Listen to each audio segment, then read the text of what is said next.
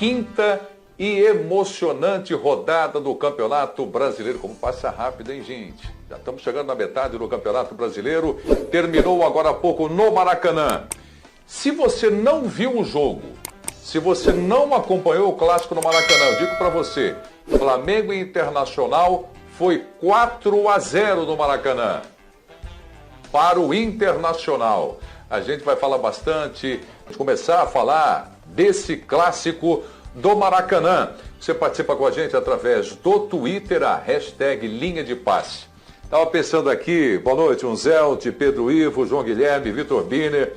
Vocês já imaginaram se o Internacional tivesse passado pelo Olímpia e nós tivéssemos hoje esse clássico do Maracanã? As equipes se enfrentariam mais 2 vezes. Que delícia que seria! Mas enfim, Maracanã, Internacional 4-0. João Guilherme, você, primeiro destaque aqui no programa. Boa noite, amigo. Muito boa noite, Prieto. Feliz Dia dos Pais. É um prazer estar com você, com o Birner, com o Pedro Ivo, com o professor Celso e com todos os fãs do esporte. Olha, parabéns para o Internacional. O Inter conseguiu a maior vitória da sua história sobre o Flamengo fora do Rio Grande do Sul.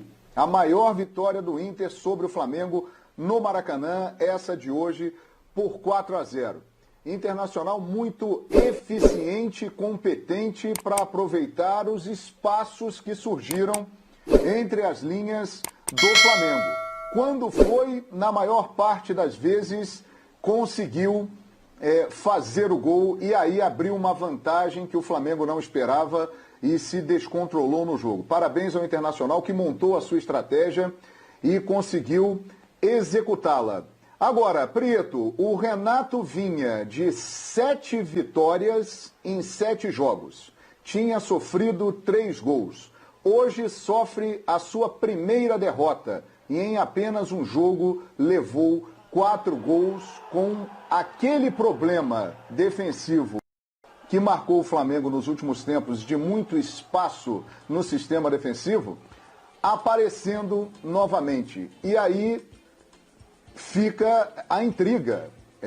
O Flamengo teve 1 semana para treinar, mas hoje apresentou falhas que não vinha apresentando quando não tinha tempo para treinar, Preto.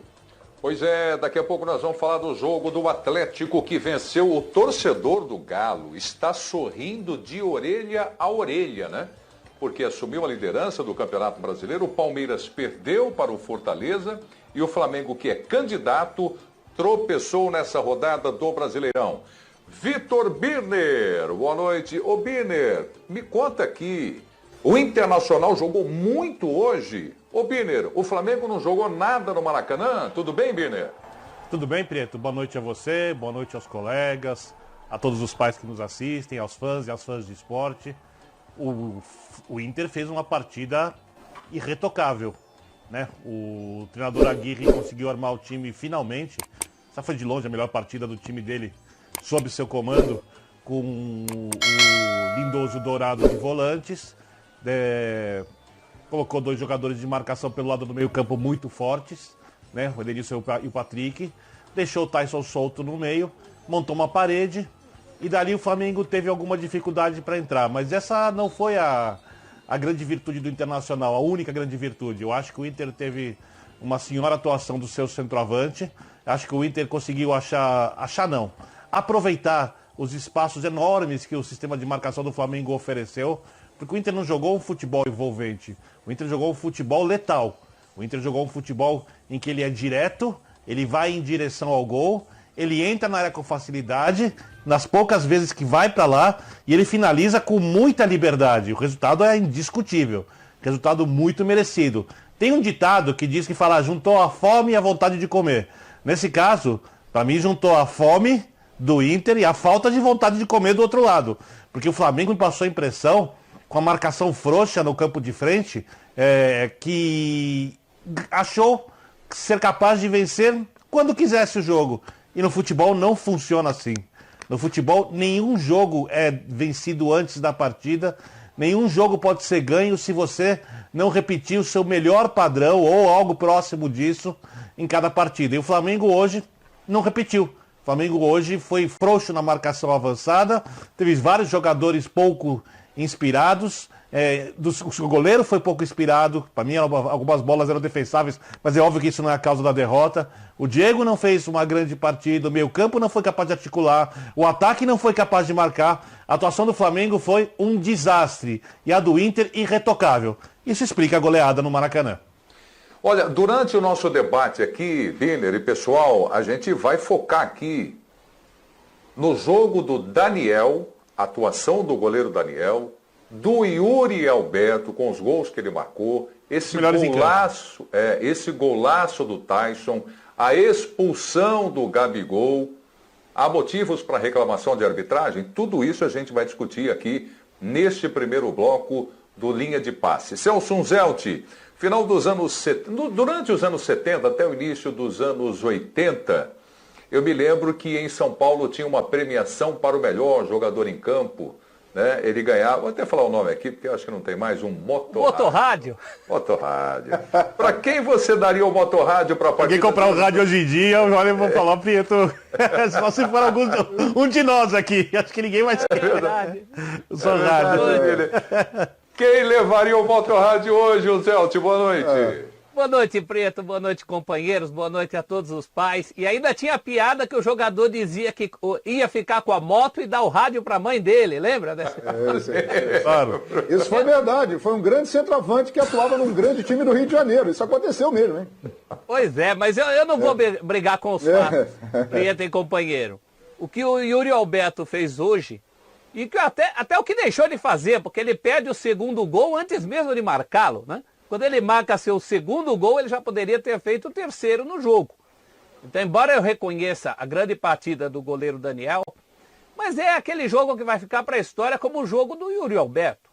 O torcedor há de se lembrar dessa partida por isso, e também pela expectativa que envolvia, que era justamente o inverso. O Prieto foi muito feliz quando começa o programa brincando com o 4-0 e avisando que foi para o Inter. E quando você também, Prieto, fala que se o Inter tivesse passado pelo Olímpia, nós teríamos a oportunidade de ver na prática aquilo que a gente sempre fala em futebol com certos resultados, né? Falava assim, não, porque se jogar 3 vezes, tantas vezes um time ganhará do outro. Seria essa oportunidade se o Inter tivesse passado. Assim, grosso modo, o Inter armou uma arapuca em que o Flamengo caiu direitinho. Mas quem ouve isso pode pensar que o Inter ganhou esse jogo em 1 ou 2 escapadas. E não é verdade. O Inter ganha esse jogo perdendo gols. É certo que ao longo de toda a partida, é certo que mais para frente, quando já tinha um homem a mais, por conta de mais uma infantilidade do Gabigol, que a gente vai falar aqui, se o árbitro foi rigoroso em cima da questão da regra, o Gabigol muitas vezes prejudica a sua equipe porque se acha demais. Eu acho que hoje ele se achou mais uma vez, né? Acabou aplaudindo o árbitro, sendo expulso. Se o árbitro é um pouco mais rigoroso como foi hoje, isso acaba acontecendo. E tudo isso contribuiu para um jogo em que o Flamengo, o Vitor brincou com a fome e a vontade de comer. Eu acho que o Flamengo demorou demais ali esperando esfriar o prato, e quando percebeu, com menos de 15 minutos do segundo tempo, já perdia por 3-0 e a vaca foi para o brejo. Vida que segue, né? Todas as qualidades do Flamengo haviam aparecido nas últimas partidas e hoje reapareceram velhos defeitos no que diz respeito principalmente a contra-ataque e defesa exposta. Pedro Ivo Almeida, boa noite, Pedro. Olha, uma vitória do Internacional para cima do Flamengo não deixa de ser um resultado normal. Uma goleada em pleno Maracanã parece um exagero para o time do Flamengo. Isso pode ter algum efeito para o time do Flamengo no jogo da Libertadores da América que tem no meio de semana? Aí, Pedro, boa noite. Boa noite, Prieto, tudo bem? Boa noite especial a você, ao Celso e ao João, que são papais, a todos os pais em casa, Boa. Ao Vitor, ao fã de esporte em casa. Eu acho que é possível separar. Eu acho que é possível separar bem as duas competições, até porque eu penso que esse jogo do Flamengo de hoje é um jogo fora da curva, não é uma regra. Não é que esse Flamengo vinha atuando mal há muitas semanas e hoje coroou essa péssima fase com esse 4-0. O Flamengo vinha se reencontrando com seu melhor futebol e hoje tropeçou e tem inúmeros motivos. O João já deu alguns, o Vitor também, o Celso também já deu alguns. E acho que então é possível uma correção de rota, porque esse não é o habitual do Flamengo. Esse Flamengo que entrou em campo hoje não é o Flamengo das últimas semanas, dos últimos 7 jogos. Me arrisco a dizer que nem o Flamengo dos últimos 10, 15, 20 jogos. É um Flamengo completamente fora da curva. Eu acho que o debate tem que entrar, porque você precisa corrigir essa rota rápido. Você precisa entender porque que você teve uma semana de trabalho. Eu lembro que a gente estava sentado aqui, alguns companheiros também estavam na semana passada, a gente assistia a coletiva do Renato Gaúcho e ele anunciava ali, na coletiva, rapidamente, que ele ia aproveitar uma semana inteira cheia de trabalho para fazer alguns ajustes que o trabalho ainda necessitava, que ia deixar o auxiliar, né? E o time quase que B, meio mescla de um time B com um time C, para jogar com o ABC. Então ele teve uma semana inteira de trabalho, não conseguia enxergar ajustes, uma pressão que funcionava muito bem não funcionou hoje. A tal da fome que o Vitor cita, e a gente cita quase sempre aqui, que é um Flamengo que busca 2, 3, 4, 5, não existiu hoje. Difícil entender por quê, porque não é a característica do Flamengo. E aí sempre que a gente senta aqui, a gente bate na tecla de um ajuste. O torcedor até fica meio bravo, Preto, porque a gente está sempre aqui, o Flamengo joga bem, o Flamengo brilha, o Flamengo emplaca uma série de vitórias, o Flamengo vem de goleada, e a gente senta aqui e a gente pede atenção ao momento defensivo, à transição defensiva, à recomposição. A gente bate sempre nessa tecla.